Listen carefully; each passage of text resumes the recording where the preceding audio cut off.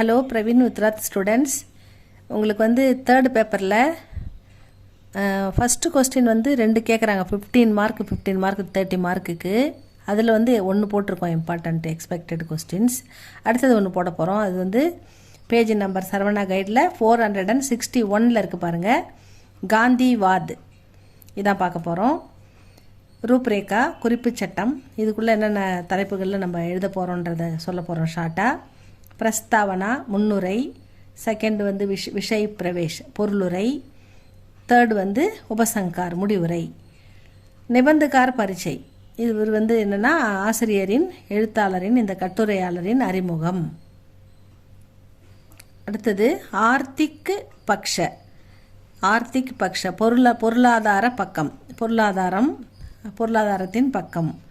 அடுத்தது வந்து ராஜநீதிக் க்ஷேத்திர அரசியல் பகுதி. ராஜநீதிக்குன்னா அரசியல் பகுதியில் என்ன சொல்கிறாங்கன்னு பார்ப்போம். அடுத்தது காந்திஜி கே 11 விரது, காந்திஜியுடைய 11 சபதங்கள், அவருடைய 11 சபதம். அடுத்தது சாமாஜிக் க்ஷேத்திர சமூகத்துறை, சமுதாயம், சமூகத்தில் என்ன சமூகத்துறையை பற்றி பார்க்கணும். சாமாஜிக் க்ஷேத்திர. அடுத்தது காரிய பத்ததி வேலைத்துறை, காரியம்னா வேலை, காரிய பத்ததி, இதை பற்றியெல்லாம் பார்க்க போகிறோம். இது அடுத்தது கடைசியில் முடிவு உபசங்கார்னு முடிக்க போகிறோம். அடுத்தது நிபந்தகார் பரீட்சை, ஆசிரியரின் அறிமுகம், அது பார்க்கலாமா. பாபு குலாப் ராய் கா ஜன்ம உத்தர் பிரதேஷ் கே இட்டாவா மே 1888 ஈஸ்வி, அதாவது ஈஸ்வினா ஏடி, கிறிஸ்து பிறப்பிற்கு பின் அப்படின்னு எடுத்துக்கணும். ஏடி ஈஸ்வி கோ ஹுவா, அவர் வந்து உத்தரப்பிரதேசத்தில் இட்டாவாவில் 1888 பிறந்தார். உன்ஹோனே MA LLB ஆதி உபாதியா பிராப்தகி, MA படிச்சிருக்காரு, LLB படிச்சிருக்காரு, போன்ற பட்டங்களை பெற்றிருக்கிறார் அப்படின்னு சொல்கிறாங்க. உன்கோ ஆக்ரா விஸ்வவித்யாலய், அவருக்கு ஆக்ரா யூனிவர்சிட்டி விஸ்வவித்யாலய் நே DLit கி உபாதி பிரதான் கி, DLit வழங்கி சிறப்பித்தது அப்படின்னு சொல்கிறாங்க. நெக்ஸ்ட் வந்து நவரஸ் சித்தாந்த் 1920 எழுதியிருக்காரு. அவர் அத்தியன் காவியக்கே ரூப், இது வந்து 1946 எழுதியிருக்காரு. ஹிந்தி நாட்டிய ஸ்மர்ஷ், அதாவது விமர்ஷ், ஹிந்தி நாட்டிய விமர்ஷ் வந்து எழுதியிருக்காரு. ஆதி இன்கி பிரமுக கிருத்தியா, இது இவருடைய முக்கியமான படைப்புகள். வே ஏக் கம்பீர், அவர் ஒரு கம்பீரமான ஒரு சிறந்த பகுப்பு ஆய்வாளராக இருந்திருக்காரு. அவர் விஸ்லேஷக் நிபந்தகார், ஒரு சிறந்த எழுத்தாளராகவும் சிறந்த ஆய்வாளராகவும் இருந்திருக்காரு. உன்ஹோனே வியக்தி பரக் அவர் வஸ்து பரக், புறநிலை மற்றும் அகநிலை, இது ரெண்டுத்தை பற்றி வந்து நிபந்தனை கட்டுரை எழுதியிருக்காரு. உன்கி மிருத்யு, அவருடைய இறப்பு வந்து 13 ஏப்ரலில் 1963 ஈஸ்வி, ஏடிக்கு பிறகு, கிறிஸ்து பிறப்பதற்கு பிறந்த பிறகு ஈஸ்வி அப்படின்னு எடுத்துக்கணும். இந்த ஈஸ்வின்றது அதை கிபி கிமு அப்படின்னு எடுத்துக்கணும். இது கிபி 1963 ஈஸ்வி கோ ஹுயி அப்படின்னு சொல்லிட்டாங்க. அடுத்தது வந்து இதுதான் வந்து கவிஞரின் அறிமுகம். அடுத்தது பிரஸ்தாவனா முன்னுரை.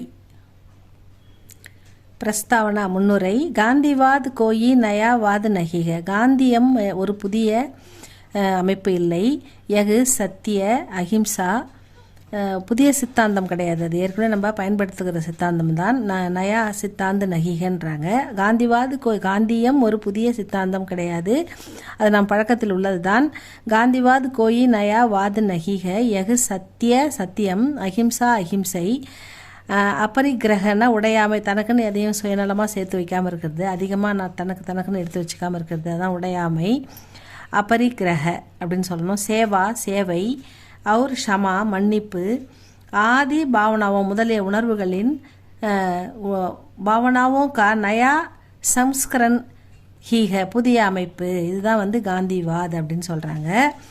இசே ஹம் இன் பாவனாவும் ராஜநிதி தக் பிரயோக கக சக்தி, இந்த உணர்வுகளை நம்ம அரசியலில் அமைப்பது தான், நாம் அரசியலில் அமைக்க முடியும் அப்படின்னு சொல்கிறாரு. இந்த உணர்வுகளை நாம் அரசியல் அடிப்படையில் மக்களுக்கு உணர்த்த முடியும் அப்படின்னு சொல்கிறாரு. மகாத்மா காந்திஜினே ராஜநீதிக்கோ, மகாத்மா காந்தி அரசியலை அத்தியாத்மிக ஆதார் ஷிலா பரிந்தாடு, இந்த ஆன்மீகம் என்ற அசையாத அடிப்படையின் மூலம் ஸ்தாபித் அதை நிறுவுவதன் மூலம் உஸ்கா மான் ஊஞ்சா கியா, அதனை உயர்த்தினார் அப்படின்னு சொல்கிறாங்க. இந்த உணர்வுகளின் மூலம், ஆன்மீகத்தின் மூலம் அரசியலை, ஆன்மீகத்தை அடிப்படையாக கொண்டு அரசியலை அமைப்பதன் மூலம் இதனை உயர்த்தினார். மான் அதாவது உஸ்கா மான் ஊஞ்சா கியா அப்படின்னு சொல்கிறாங்க.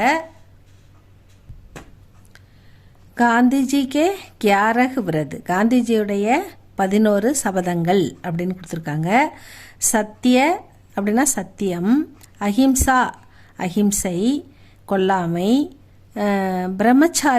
பிரம்மச்சரியம் அதாவது பிரம்மச்சாரியாக வாழறது, அஸ்தேயனா திருடாமை, அஸ்தேயனா மக்கள் பணத்தை திருடுறது, கொள்ளையடிக்கிறது, லஞ்சம் வாங்குறது, இப்படி எவ்வளோ கெட்ட விஷயங்கள் இருக்குது. அரசியலில் இதெல்லாம் பண்ணாமல் இருக்கணுன்றது தான் அவருடைய கொள்கைகள். அதில் தான் அஸ்தேயனா திருடாமை, அபரிக்கிரகன்னா தன்னுடையமையாக்கி கொள்ளாமை. இது எங்கிட்ட இருக்குது, இப்போ இது என்னது அப்படின்னு சொல்லக்கூடாது. அந்த அரசியலுக்கு மக்கள் பொது பணத்தை எடுத்து நமக்கு சொந்தமாக்கி வைக்கக்கூடாது என்ற கொள்கையில் தான் காந்திஜி இதை ஏற்படுத்தியிருக்காரு. அபரிக்கிரகன்னா தன்னுடையதாக்கி கொள்ளாமை. ஆதி இந்து ஜெயின சம்ஸ்கிருத்தியம் கேசாத், இது இந்து ஜெயின மதத்தின் அடிப்படையில். அஸ்வாத் அதாவது சுயநலம் இல்லாமல், அபை பயம் இல்லாமல், பயம்னா அந்த தைரியமாக எந்த பயம் இல்லாமல், சுயநலம் இல்லாமல், அஸ்பிருஷ்யதா நிவாரண் அதாவது தீண்டாமையை ஒழிக்கணும், தீண்டாமை ஒழிக்கிறது.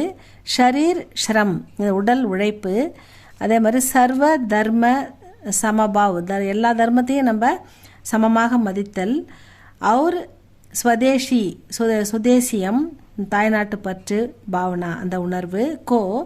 ஜோடுக்கர் இது எல்லாத்தையும் சேர்த்து, ஜோடுக்கர்னா இணைக்கிறது, இது எல்லாத்தையும் இணைத்து காந்திஜி 11 விரத் காந்திஜினே பனாயே 11 சபதங்களை காந்திஜி எடுத்தார் அப்படின்னு சொல்கிறாங்க. யஹி 11 விரத் இந்த 11 சபதங்களும் உன்கி காந்திஜியுடைய ஜீவனாச்சரியா அதாவது ஜீவன்சரியா அவருடைய வாழ்நாள் முழுவதும், அவருடைய வாழ்நாளின் மூல் சூத்திரக, அவர் வாழ்வின் முக்கியமான சூத்திரமே இந்த எளிமை தான். இந்த எளிமை, இந்த 11 சபதங்களும் இந்த 11 விரதங்களும் அவர் ஏற்கொண்ட அதுபடி அவர் வாழ்ந்தது தான் அவருடைய வாழ்வின் முக்கிய சூத்திரமாக, முக்கிய ஆதாரமாக, மூல் சூத்திரக முக்கிய ஆதாரமாக, கொள்கைகளாக இருந்ததுன்னு சொல்கிறாங்க. இதில் டால்ஸ்டாய் அவர் ரஸ்கின் கி, இந்த டால்ஸ்டாய் ரஸ்கின் இவங்களுடைய சாதா ஜீவன், இவங்களுடைய எளிமையான வாழ்க்கை, இதில் புகார் பிரதித்வனித் அதாவது இவங்களுடைய எளிமையான வாழ்க்கை இதில் எதிரொலிக்கிறது, இதன் மூலமாக விளக்கப்படுகிறது. இவங்களுடைய வாழ்க்கை இதன் மூலம் எதிரொலிக்கிறது அப்படின்னு சொல்லியிருக்காங்க. பிரதிநிதித்துவ அப்படின்னு சொல்லியிருக்காங்க. பிரதித்வனித் ஹோத்திஹ. அடுத்தது பொருளாதார அம்சம். ஆர்த்திக் பக்ஷ, ஆர்த்திக்னா பொருளாதாரம் எப்படி, இந்த பொருளாதார நிலை எப்படி இருந்ததுன்னா ஆர்த்திக் பக்ஷ. காந்திஜி கா அர்த்தசாஸ்திர தர்ம அவர் நியாய் பர் ஆதாரித்து ஹை.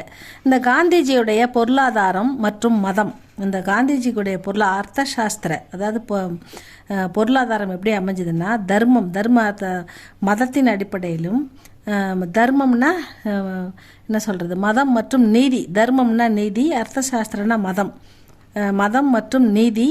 அவர் நியாயத்தின்படி நியாயத்தை ஆதாரித்து அதன் அடிப்படையாக கொண்டது. சரல் ஜீவன்னா எளிமையான வாழ்க்கை. சரல் ஜீவன்னா மிகவும் சிம்பிளான வாழ்க்கை, எளிமையான வாழ்க்கை. அவர் அபரிக்கிரகனா எதையும் உடையாமை, தன்னிடம் பெரிய வீடு இருக்குது, கார் இருக்குது அப்படின்லாம் எதையுமே வச்சுக்காம எளிமையாக வாழறது. எளிமையின் மூலமாக பல் தேத்தேகம் பலம் சேர்த்தல், எளிமையின் மூலமாக அதை அவர் வலியுறுத்தினார் அப்படின்னு அவர் எளிமையாக வாழ்ந்து காட்டி எளிமையாக வாழ வேண்டும் என்பதை வலியுறுத்தினார் அப்படின்னு சொல்கிறாங்க.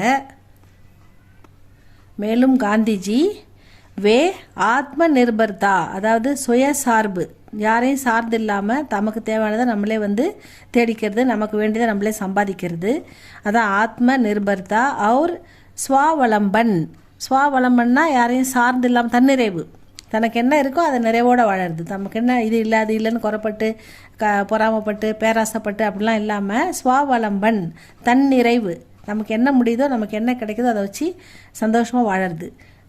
அதாவது சுயசார்பு, ஆத்ம நிர்பர்தான்னா சுயசார்பு, ஸ்வாவலம்பன்னா தன்னிறைவு. இது ரெண்டுமே இந்த பக்கம்தான் காந்திஜி கே பக்ஷமேதே, இதன் பக்கம் காந்திஜி இருந்தார் அப்படின்னு சொல்கிறாங்க. மேலும் காந்திஜி என்ன சொல்கிறாங்க, கிரக உத்தியோகனா அதாவது சிறு தொழில்கள், வீட்டு தொழில்கள், சிறு தொழில்கள், இந்த மாதிரி செல்ஃபாக சில உத்தியோகங்கள்லாம் சில பேர் பண்ணுவாங்க. சிலதெல்லாம் செஞ்சு விற்பாங்க, சம்பாதிப்பாங்க, சுய வருமானம் ஈட்டுவாங்க உழைச்சி. அதில் அதுதான் கிரக உத்தியோகம், வீட்டு வேலைகளை, வீட்டு உத்தியோகங்களை ஜோர் தேத்தேக ஆதரித்தார். மேலும் மேலும் என்கரேஜ் பண்ணுறாரு, அதை ஆதரிக்கிறாரு. ஜஹா மஷின்ஸே காம் ஓத்தா, எங்கெல்லாம் இயந்திரங்கள் அதிகமாக வேலை செய்கிறதோ வஹி சோஷன் பி ஆரம்பு ஹோ ஜாத்தா. சோஷன்னா சுரண்டல், ஏமாத்துறது, சுரண்டுறது. இங்கே இந்த மிஷினுக்கு 5 ரூபா ஆகுதுன்னா 50 ரூபா ஆகுதுன்னு சொல்லி மக்கள்கிட்ட பணத்தை உழைப்பை திருடுறது. இந்த மாதிரி சுரண்டலும், எங்கெல்லாம் மிஷினுடைய ஆதிக்கம் அதிகமாக இருக்குதோ அங்கெல்லாம் சுரண்டலும் அதிகமாக இருக்குது. ஜஹா மஷின் சே காம் ஹோத்தாக வஹி சோஷன் பி ஆரம்பு ஹோ ஜாத்தாக, அங்கே தான் சுரண்டலும் ஆரம்பிக்குது அப்படின்னு சொல்லிட்டார் காந்திஜி. चरखा उनकी अर्थ नीति का मूल मंत्र है. அந்த சுழலும் சக்கரம், அவர் சர்க்கா நூல் நூற்பார் இல்லையா, அது அந்த அந்த சுழலும் சக்கரம் அவருடைய கொள்கையின் மூல ஆதாரம் அப்படின்னு சொல்கிறாங்க. அவருடைய எளிமையான அந்த கொள்கையின் மூல ஆதாரம். சர்க்கா உன்கி அர்த்த நீதி கா மூல் மந்திரக, அவருடைய கொள்கையின் முக்கிய ஆதாரம். காதி சுத்ததா और பவித்ரதா கா பிரதீக்குக. காதி தூய்மையின் புனிதத்தின் சின்னம். அப்படி பிரதீக்னா சின்னம். சுத்தமாக எளிமை, தூய்மை, உழைப்பு, இதனுடைய பவித்திரத்தா புனிதத்தன்மையான கரையற்ற எந்த ஒரு லஞ்சமும் எந்த ஒரு ஊழலும் மற்ற ஒரு சின்னம், அதற்கான பிரதீக் உதாரணம் ஒரு சின்னம் அப்படின்னு சொல்கிறாரு. உஸ்மே சோஷன் கி கலிமா நகிக, அதில் இந்த லஞ்சம்ன்ற கரை அதில் கிடையாது, இந்த சுரண்டல் அப்படின்ற அந்த கரை அதில் கிடையாது. உஸ்மேனா அந்த காதி துணியில், சோஷன் கி காலிமா நகிக, அந்த சுரண்டலுக்கான விதி அதில் கிடையாது அப்படின்னு சொல்கிறாரு. அதுக்கு சுரண்டல் அதில் கிடையாதுன்னு சொல்கிறாரு. காந்திஜி பூஞ்சு பற்றியும் பூஜி பற்றியும் சே நஃப்ரத் நகி கர்த்தேக. அதாவது அவர் காந்திஜி முதலாளிகளை வெறுக்கலை. அதாவது என்ன சொல்கிறது, மிஷினை வச்சு வேலை செய்யறதுலாம் அவர் வெறுக்கலை. காந்திஜி பூஞ்சி பற்றியும் சே நஃபரத் நகிக்கிறது, நஃபரத்னா வெறுக்கிறது, அவர் வெறுக்கலை. உண்மை சமயம் சாகத்தே தே, அதில் அவர் ஒற்றுமையை எதிர்பார்க்குறாரு. வர்க்க சம்பந்த நகி சாகத்தே தே, அதாவது வர்க்கம், அதாவது ஜாதி பிரிவினை அவர் விரும்பலை. சர்வோதய்க்கே பக்ஷமேதே, அவர் எல்லாரும் சர்வோதயனா ஒற்றுமையாக வாழணும் அப்படின்ற பக்கம் தான் அவர் இருக்கிறாரு. ஜாதி பிரிவினையை விரும்பலை, ஒற்றுமையாக இருக்கணும்னு சொல்கிறாரு. முதலாளித்துவத்தை விரும்பலை, அதில் கொஞ்சம் கட்டுப்பாடுகள் இருக்கணும். ரொம்ப சுயநலம் இல்லாமல் தொழிலாளர்கள் பக்கம் கொஞ்சம் இரக்கமும் அன்பும் இருக்கணும், கட்டுப்பாடு இருக்கணும். முதலாளித்துவத்தை நான் வெறுக்கலை, முதலாளித்துவம் இருக்கணும். அதே சமயம் தொழிலாளர்கள் பக்கம் அவங்க வைக்கிற கட்டுப்பாடுகள் அவங்களுக்குன்னு சில கட்டுப்பாடுகள் இருக்கணும் அப்படின்னு சொல்கிறாங்க. ஏன்னா ஒரேடே 24 மணி நேரம் கூட வேலை வாங்குகிற கம்பெனிலாம் இருக்குது. அப்படி இருக்கக்கூடாது. ஒரு நியாயமான முறையில் வேலையும் சம்பளமும் வழங்கணும். முதலாளிகள் நிறைய கொள்ளையடிக்கக்கூடாது, அதை உழைப்பாளிகளுக்கும் கொடுக்கணும். அதனால தான் பூஜாதிபத்தியம், அதாவது பூஜிதாபத்தியம்னா முதலாளித்துவத்தை நான் வெறுக்கலை, நஃபரத்னா வெறுக்கலை. ஆனால் அதில் கொஞ்சம் கட்டுப்பாடுகள், உண்மை சமயம் சாக்தே, அதாவது சமயம்னா கொஞ்சம் கட்டுப்பாடுகள் இருக்கணும் அதில். அதே மாதிரி பிரிவினை, ஜாதி பிரிவினை, வர்க்க சங்கர்ஷ், அதையும் நான் வெறுக்கலை. ஆனால் ஒற்றுமை இருக்கணும் எல்லாருக்குள்ளேயும். சர்வோதை அப்படின்னா ஒற்றுமை பக்கம் தான் நான் இருக்கிறேன் அப்படின்னு காந்திஜி சொல்லியிருக்காரு. சாமாஜிக் க்ஷேத்திர, இது சமுதாயத்துறை, மக்கள் சமுதாயம் எப்படி வாழ வேண்டும் அப்படின்றத சொல்கிறாரு. காந்திஜி சாமாஜிக் விஷ்மத்தாவோன்னா சமத்துவமின்மை, விஷ்மத்தாவமே விஸ்வாஸ் நகி கர்த்தே தே, சமுதாய சமத்துவமின்மையை அவர் நம்பவில்லை. காந்திஜி சாமாஜிக விஷ்மத்தாவமே விஸ்வாசனா நம்பிக்கை, சமுதாய சமத்துவத்தை அவர் நம்பலை.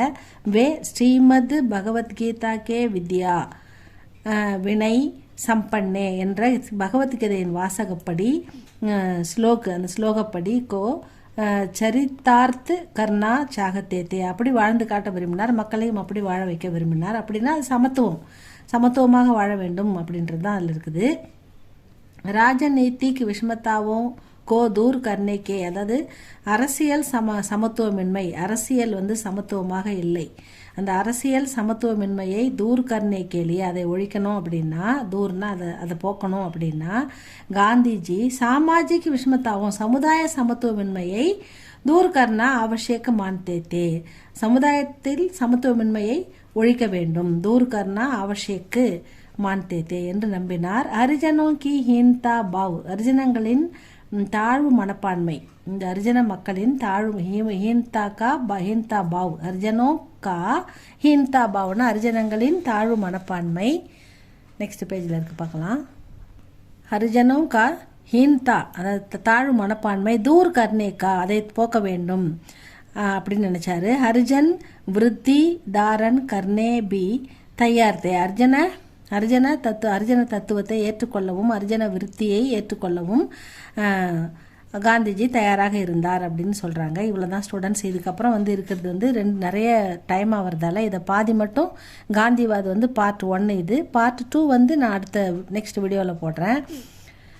பார்ட் 1 மட்டும் இப்போ அப்லோடு பண்ணுறேன், படித்து பாருங்கள். அடுத்தது பார்ட் 2 நான் அடுத்த கிளாஸில் போடுறேன் ஸ்டூடெண்ட்ஸ். இது உங்களுக்கு பிடிச்சிருந்தா லைக் பண்ணுங்கள், சப்ஸ்கிரைப் பண்ணுங்கள். தேங்க்யூ ஃபார் வாட்சிங்.